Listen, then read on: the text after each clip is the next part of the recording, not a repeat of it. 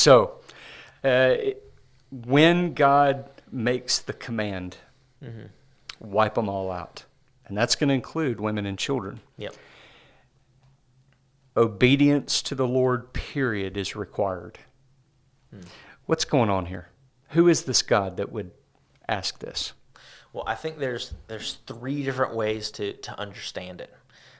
One is like that high theology way of like here's some deep explanations, and honestly that's kind of a harder pill to swallow, especially if it's someone's first time through the Bible. Another layer is just that, well, let's just think through this on like a low level theology of like, hey, this is just some truths that we can cling to that help paint that picture.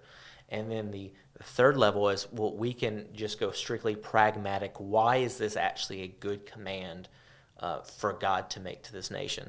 So I'm going to start with that purely pragmatic and just kind of work my way up. So the pure pragmatic sense of why actually, if we place this in its historical context, would this be a fair and just and reasonable command? Well, this is the ancient world. And in the ancient world, things are much more barbaric than they are now. And one of the common things for nations and cities to do is to go rape and pillage neighboring countries and cities and nations. And what they would do is they would not completely wipe people out. They would simply go into a town or city, kill all the people that would put up a fight, steal all the animals, all the grains, all the gold, everything that they can, burn some things to send a message, leave, come back a few years later, do it again. There were entire nations that is how they made their profit. That's how they supplied themselves. They didn't produce anything. They simply raped and pillaged the countryside. We even have a good picture of this in the story of Nineveh. That's the city that God once called Jonah to go witness to. That is a city that's what they primarily did, according to Scripture, in order to get their in order to make their money. That's also what we see throughout the rest of the Old Testament, of these neighboring kingdoms constantly going in and raiding Israel. So there's this idea that one of the ways that nations kept their power in those days was if you had a strong enough army, instead of providing things for yourself, you would go kill, rape, and pillage the surrounding nations, and that is how you would gather your wealth.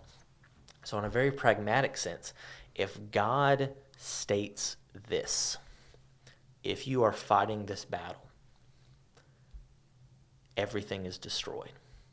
That means that if I'm fighting this battle, the only motivation for it would be that this is an enemy that is in imminent danger to us, and we need to wipe them out. We're not doing it to gain wealth.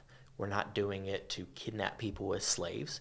We're not doing it to rape women. We're not doing it to steal money. The only reason, if everything's going to be destroyed, that you would be willing to risk your own life in the conquest of this would be because this is a threat, and you need to eliminate that threat. And what you see is with these commands, once the conquering is over, Israel does not become a nation that is raiding and pillaging the neighboring surrounding nations. So on a very pragmatic level, if we place it in its historical context, what you see is, well, this is actually a command saying you are not allowed to have your economy be run on pillaging your neighbors, even though that's what everyone else seems to do. So that's that bottom level, very pragmatic.